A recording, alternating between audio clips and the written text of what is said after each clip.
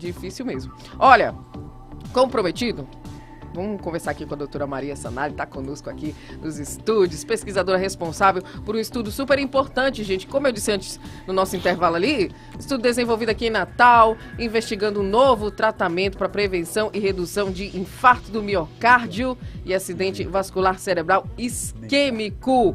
E aí o Tribuna Livre conversa a partir de agora com a doutora Maria Sanali, que é responsável aí por essa pesquisa, doutora, e que a gente quer entender um pouquinho mais sobre essa pesquisa, como ela começou, já está em evolução, né? Seja muito bem-vinda aqui. Bom dia para a senhora. Bom dia, Andressa. Bom dia, Edivan. É um prazer e uma honra estar aqui, porque eu acho que comunicar é a forma da gente transmitir conhecimento também, né?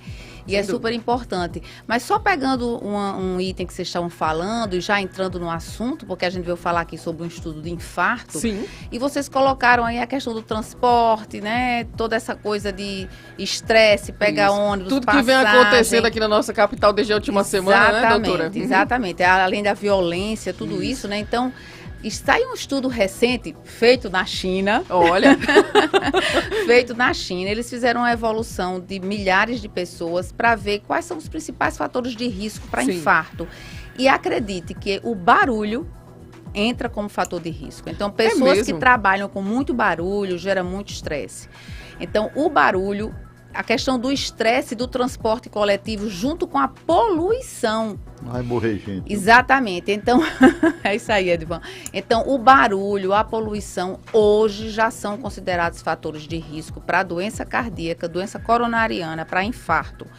Claro que não é só isso, né? Então, tem todas as outras coisas que, infelizmente, nós estamos expostos, que é a comida mal orientada e termina que essa pessoa que tem muito estresse, que tem que pegar muitos ônibus, barulho, fumaça, um monte de coisa. Essa pessoa se alimenta mal, ela não come verdura, né? Fruta, ela termina comendo muita fritura, carboidrato, que é aquela comida rápida. Tempo, né, doutora? Exatamente. Tô com tanta pressa, tenho 15 minutos de intervalo. Exatamente, pra pega uma almoçar, coxinha, né? um pastel, ou seja, que é muito mais fácil. Mal. Muito mais barato, às vezes, também. Porque o carboidrato é mais barato, né? Então, é muito mais barato você comprar um pacote de massa para cuscuz do que um monte de verdura, né? E um quilo de massa para cuscuz alimenta um monte de gente, né? Então, é bem mais barato o carboidrato, infelizmente, né? Então, a pessoa se alimenta mal, isso tudo vai juntando num bolo só e fica um problema gigantesco. Então, lembrar que estresse, poluição e o barulho, sono também é outro fator de risco. Se a pessoa dorme mal e principalmente se faz apneia do sono, se ronca muito, dando aquelas pausas assim,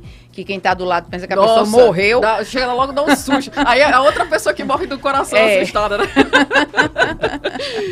Então, tudo isso hoje já é considerado como fator de risco para a doença coronariana. Quer dizer que roncar é grave mesmo? Como? Roncar é grave. Mesmo. E se faz a apneia do sono mais ainda, porque na hora que a pessoa está fazendo essas apneias, né, que para de respirar, aumenta muito o gás carbônico dentro do organismo. E junto com o gás carbônico aumenta a adrenalina. E o organismo começa num efeito, num ciclo vicioso de receber essa adrenalina em excesso e todos os órgãos respondendo a esse excesso de adrenalina. E aí sobe pressão, ronquinho assim leve não faz muito mal não, né? Tem que fazer exame, né, para saber se é leve mesmo, tem que saber. Então a adrenalina sobe e começam os vasos a ficarem mais apertados, né? Aumenta colesterol, aí a obesidade, tudo vai aumentando. E tem uma coisa ainda pior, quando a gente acorda, o organismo não entende que a pessoa acordou e continua produzindo adrenalina. Meu Deus. Pois é, então aí fica a pessoa que faz a apneia, o tempo todo, né, doutora? Exatamente, a pessoa que faz a apneia do sono está o tempo todo em risco, porque o organismo, aí começa hipertensão, aumenta risco de AVC, né, então vai tudo junto caminhando de ladeira abaixo. Nossa, aí que complica mesmo, viu, Edivan Martins? Mas respondendo a sua pergunta, você perguntou se eu roncava. Nunca me vi roncando. Já me disse. Não, mas eu sou bem tranquila, não. Vou perguntar a uma pessoa ali. Pergunte, é mais fácil que saiba. Mas não tenho esse quadro, assim, realmente do roncar muito forte, assim, não. Às vezes, se eu estiver muito cansado, eu acredito que vem assim depois né? Show, assim, o negócio acaba, né? E força muito.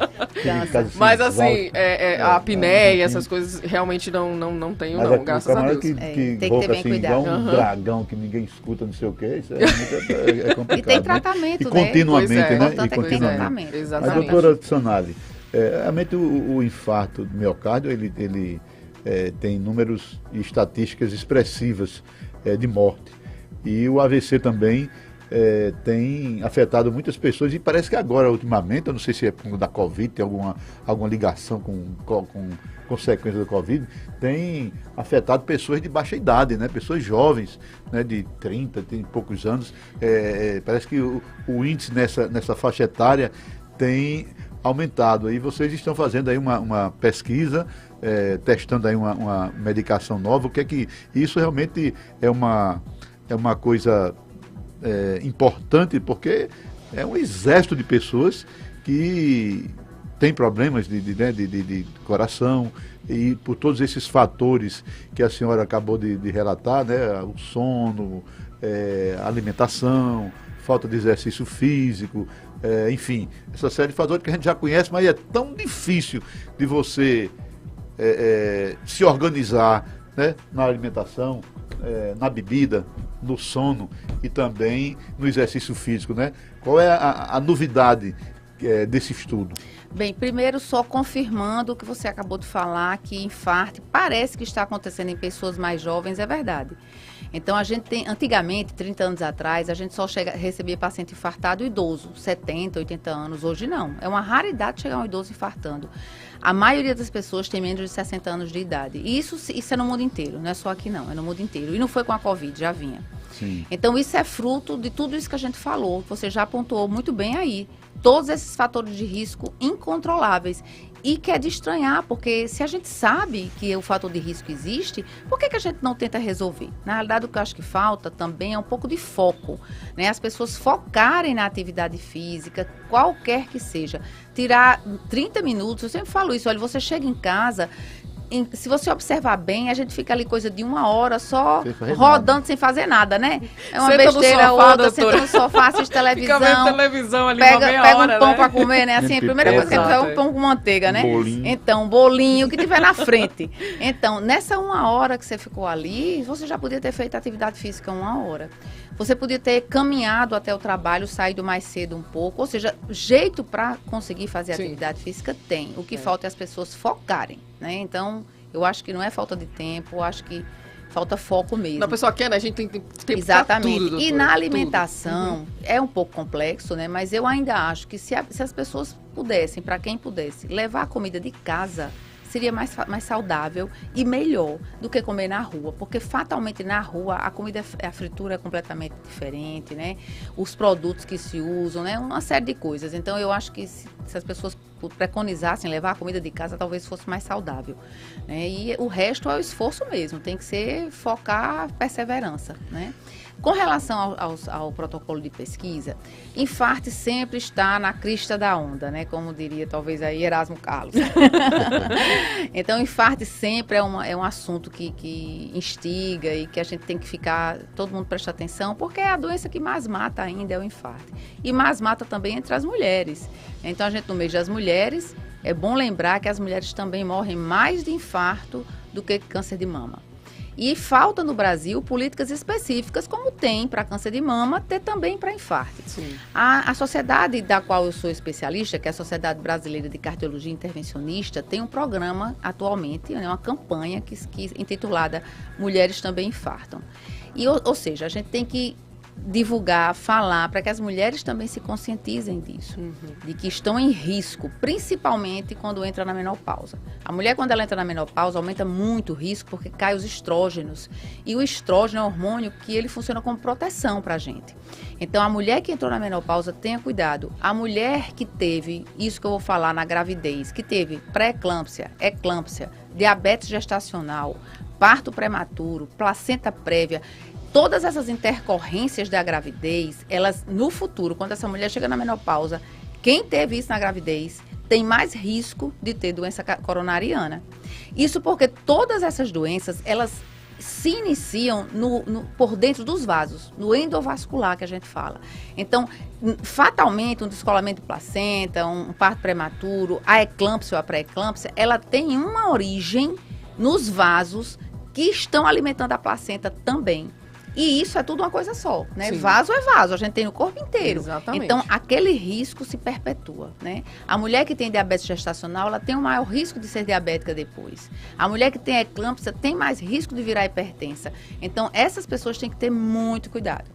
E o estudo que a gente está fazendo agora não é testando droga, essa droga já existe, né? O nome da droga chama-se Evolucumab, é um medicamento já usado há bastante tempo na cardiologia para reduzir o colesterol. Só que o que é que a gente está testando agora? A empresa que está desenvolvendo o protocolo será que essa medicação vai conseguir prevenir novos eventos? Eventos cardiovasculares, por exemplo, infarto, AVC, como a Edilvan falou.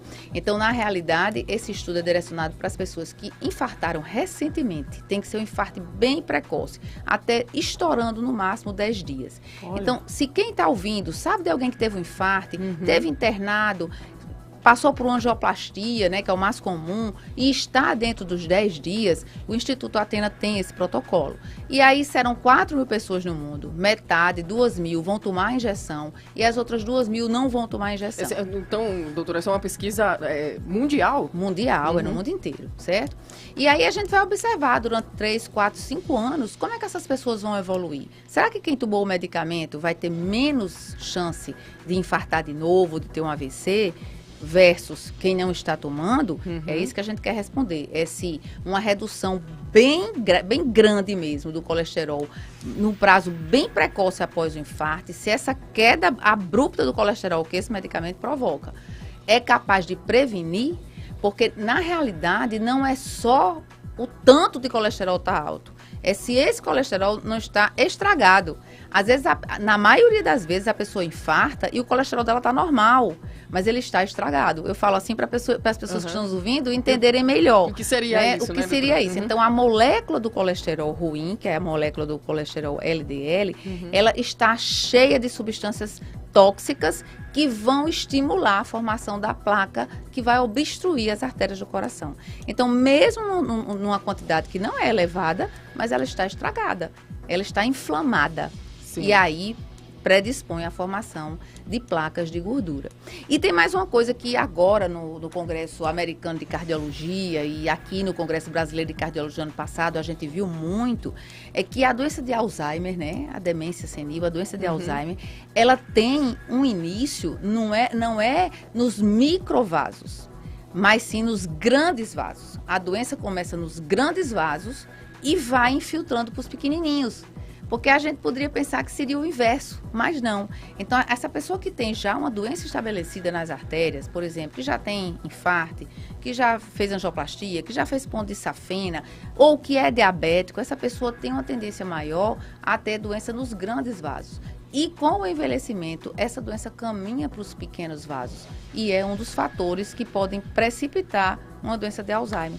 Ou seja, a gente tem que cuidar disso, porque senão nós não vamos viver os 100 anos que está previsto para a gente viver, né? Então, a gente tem que correr para prevenir. Agora, doutora, a senhora comentou aí sobre justamente esses colesterol em si, que é dividido ali, você comentou um deles, né? O LDL, tem outras divisões. HDL. O pessoal aqui é todo sabido, né? Mas, na realidade, assim, a gente mira muito naquele valor que tá lá, né? Vai lá, faz o exame de sangue e a gente mira naquele valor, você comentou aí que pode ser até, vou colocar assim, falso. A gente pode chegar num diagnóstico, tá tudo bem, mas não tá tudo bem. Exatamente. Né? Então, como é que eu sei que tá tudo bem? Bem, o ideal, né, o sonho de consumo seria o colesterol ruim, que é o LDL, abaixo de 70, que é muito difícil. Sim. Muito difícil. Mas o ideal é que ele estivesse abaixo de 70, porque aí a gente sabe que a pessoa está mais ou menos protegida. Porque tem um fator acaso. Um pouquinho mais tranquila, né, doutora? Exatamente. Porque, na realidade, tudo passa também por um acaso, né? Quem é que vai ser o sorteado para ter, né? Doutora Não Sonali, tem como a gente prever quem é exatamente. Sim. O AVC, assim, é bom a gente sempre alertar, porque quando a gente acha que a doença ou um fato desse não acontece com a gente, é bom que a gente entenda mais ou menos o que é, para ajudar a prevenção de cada um, ou cada um tentar fazer alguma coisa para evitar, né? Ele é uma obstrução, né, numa artéria cerebral, do cérebro, que evita o fluxo sanguíneo ali, e a gente sabe, né, todo mundo sabe o que é um AVC, mais ou menos, porque a gente tem parentes, tem amigo, você, né, a boca fica torta, você perde o movimento de um lado, geralmente, né, muitas pessoas, né, ficam com aquela mão assim, né, o braço, enfim, é uma coisa que às vezes você fica dependendo das outras pessoas para o resto da vida. Daí a importância da prevenção, daí a importância dessa pesquisa, para que se evite um número, parece que a cada 5 minutos no Brasil morre uma pessoa de AVC, é isso dado? Eu não tenho certeza desse dado, mas deve ser bem parecido. Por aí, né? Porque o brasileiro não se alimenta muito bem, até pelas condições financeiras. A gente está vendo a obesidade, né, crescendo muito. A obesidade, muito, a falta de exercício. A circunferência da nossa cintura está ficando mais larga, né? Então, isso aí junta um monte de fatores inflamatórios também, essa largurinha da cintura, a cintura de pilão, né? Então, isso também tem precipitado. Não olha pra minha cintura não, viu? Não. Você olhando a sua aí, não olha pra mim não. Não tem nada de pilão não, vai pra gente com pote. Filtro, a cintura do filtro. O fato é que a gente não pode relaxar um minuto, né? Antes que antes que você que está nos ouvindo e que graças a Deus não teve nenhum AVC, nem infarto miocárdio e tal, chegue a usar ou integrar essa pesquisa, ou fazer uso desse medicamento, vamos relembrar aqui as ações importantes para que a gente não chegue nesse estágio do AVC, que é essas recomendações que todo médico dá. Você vai para um oftalmologista que não tem nada a ver muito assim com coração, nem com AVC, nem com nada, ele pergunta, faz exercício físico? A alimentação está não sei o quê? Tá comendo, né? Então, essas recomendações são importantes para que você evite chegar num estágio mais grave da doença, né, doutora? É isso mesmo. A receita a gente já sabe qual é, mas não custa repetir, né? Então, um dos fatores mais graves que eu acho e que na maioria das vezes não depende da pessoa é o desenvolvimento do diabetes, né? Porque também não é o fato da pessoa gostar de comer doce que vai virar diabético, não é bem assim. Mas em estando diabético, que ninguém escolhe isso, né? Então não depende da pessoa, mas para quem é diabético, o controle do diabetes é fundamental. E a gente sabe que não é fácil, né? Então, doenças crônicas, você ter a adesão dessa pessoa à dieta, medicamento, isso é muito difícil. Basta você dizer, vamos passar aí 2 dias sem comer nenhum docinho para ver o que é que acontece. Tente. É difícil. Vai assaltar a geladeira, vai fazer o que todo diabético, né, faz. Exatamente. Ele está muito ali no nosso dia a dia, exatamente. Né? Então, na hora que você diz não pode, começa à vontade, né? Então, e o doce é viciante. Então, em estando diabético, né, a pessoa tem que realmente fazer o tratamento correto. A gente sabe que a maioria da população tem uma dificuldade gigante de acesso aos melhores medicamentos, né? Então, existem políticas, mas precisa de mais, infelizmente, né? Então, os melhores medicamentos não estão aqui na Unicate, por exemplo, não estão na rede de farmácia popular. Então, tem que haver essa luta contínua da classe médica junto com os governantes, né? Então, o controle do diabetes é fundamental. Em seguida, vamos lá, tabagismo. Aí, o que é que depende da gente? Sim. Tabagismo, né? Então, você vê uma pessoa começar a fumar hoje, é um absurdo, né? Você vê uma pessoa jovem propositadamente começar a fumar. Puxa, será que essa pessoa não sabe, não escuta o que está se falando? O que se provoca, né? E vai, procura aquilo. Pior então, pior ainda, os cigarros eletrônicos, que são uma catástrofe e nem deixa cheiro. Aquela pessoa fuma enlouquecidamente o cigarro eletrônico, chega em casa, o pai e a mãe nem percebem. Vicia muito mais. E vicia muito mais, e é muito mais nocivo, né? Então, a gente está vendo aí jovens chegando com hipertensão gravíssima, com infarto, por uso de cigarro eletrônico e outras drogas ilícitas, como, por exemplo, a cocaína. Então, também falando com o que você tinha dito antes, de pessoas com infarto serem mais jovens, também passa por isso, né? O tabagismo, principalmente, obesidade e o estresse. A gente sabe que nas mulheres o estresse tem um fator maior, o estresse emocional, do que nos homens. Então, as mulheres têm essa diferença, né? O estresse emocional pode ser gatilho para uma situação aguda, enquanto que nos homens, muitas vezes, é o estresse físico que desencadeia, sabe? Então, tem essa diferençazinha entre homens e mulheres. Tem várias diferenças, né? Mas essa é uma das diferenças que eu acho bem importantes. Então, voltando, o diabetes, que a gente não tem como dizer que vai controlar, que a gente só pode evitar o início, não tem como, né? Porque é uma coisa que aconteceu. Mas daí para frente o controle é fundamental. O que é que a gente pode controlar? O tabagismo, a obesidade, a atividade física, né? Então, essas 3 coisas são tão importantes e passa por a nossa decisão de fazer ou não. Sim. Então, isso as pessoas precisam ter consciência e trabalhar em cima disso aí. E para quem for diabético, trabalhar no controle do diabetes, né? Eu gosto da urgência.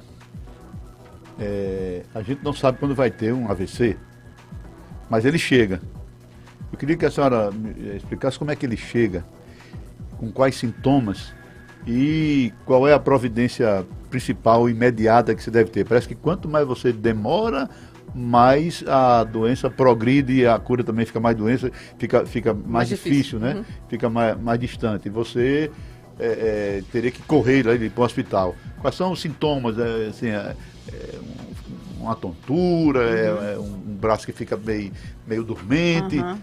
Bom, primeiro lembrar que AVC e infarto são doenças que caminham juntas, porque são são doenças que envolvem as artérias da gente, então são muito parecidas. Por isso que a gente fala em prevenção de AVC e de infarto, porque são os eventos maiores que a gente fala na cardiologia.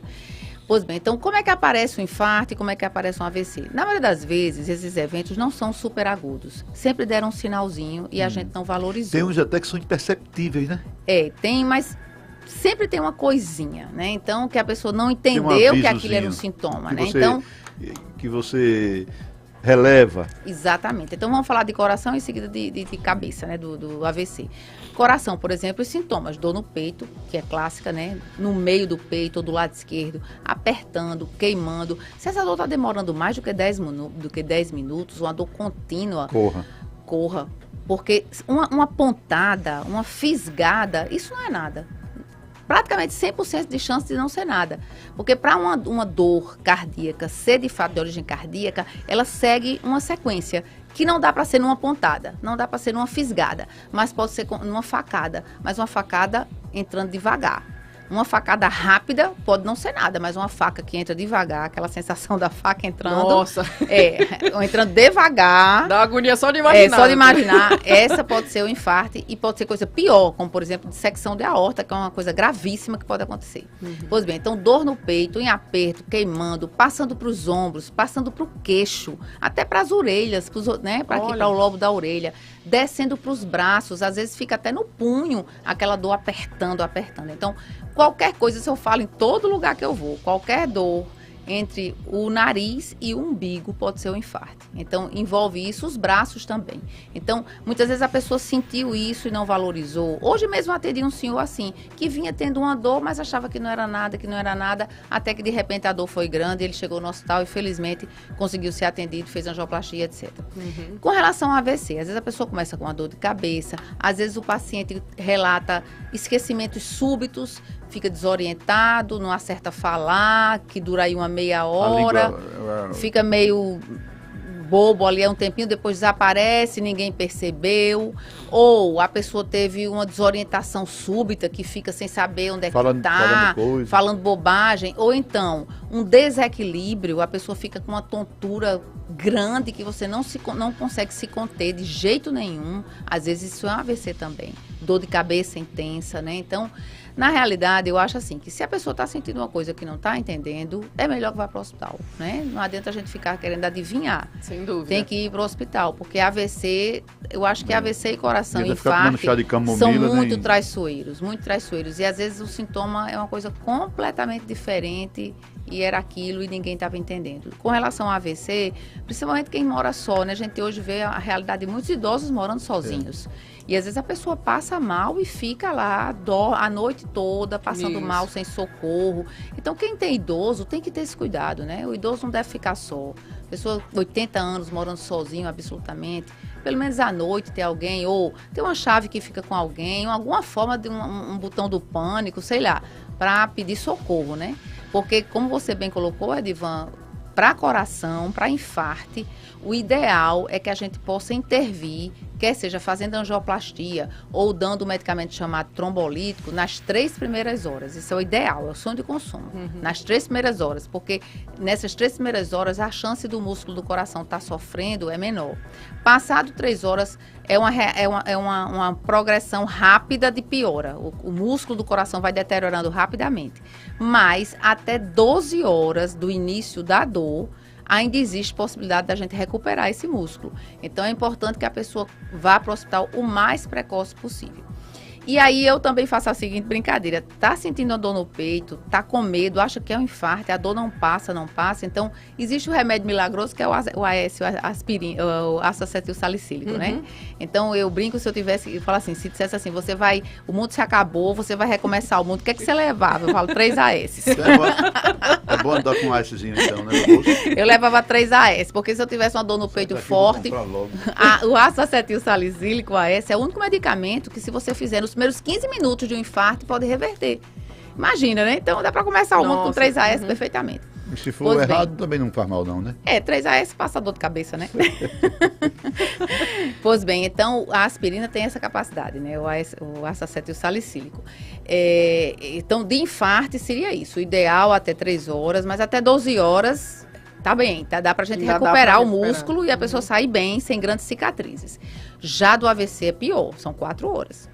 Passado 4 horas, não tem condição. Complica, né? Então, para AVC, a carreira tem que ser maior, né? Tem que correr, porque o nosso cérebro é muito mais sensível do que o músculo cardíaco. Exato. Tem que desconfiar, tem que estar atento, Edivan Martins.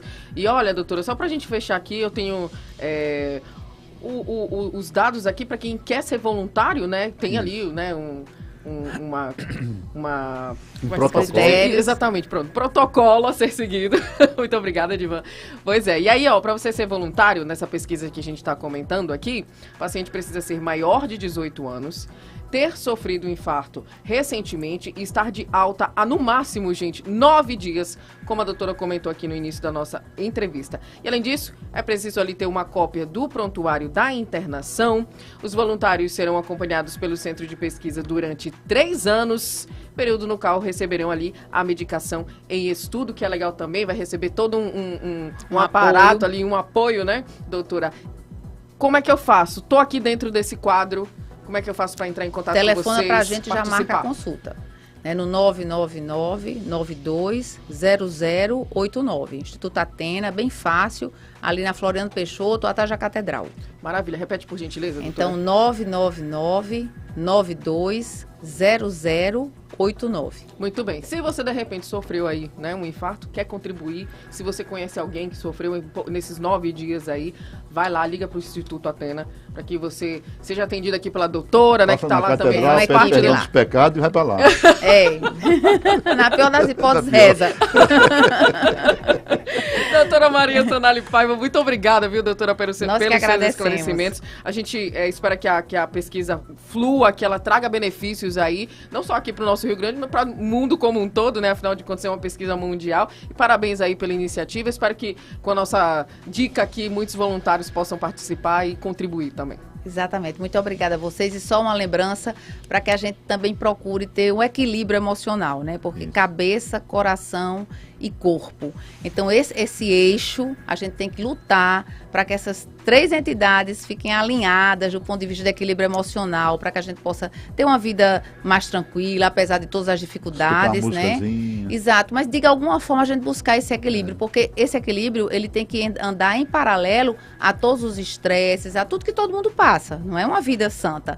A vida é difícil, a luta é grande, mas a gente tem que tentar, na medida do possível, ter esse equilíbrio para que a gente não piore a situação. Sim. Porque quando a gente se desequilibra emocionalmente, é como se você abrisse a guarda para todas as outras coisas acontecerem. Porque o nosso organismo responde a essas coisas. Exatamente. Né? A doença em si, doutora, ela é um desequilíbrio, né, do nosso organismo. Então a gente tem que estar ali, ó, o tempo todo tentando, né, equilibrar essa balança, que é a balança da nossa vida, né? Então tem que estar atento. Muito obrigada, viu? Obrigada mais uma também, vez. Um grande abraço. 11h37.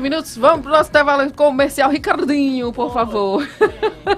Coloque aí o nosso intervalo comercial. A gente volta já para trazer mais algumas informações e nos despedirmos do nosso programa de hoje, viu, Edivan Martins? Já. Voltamos já. Você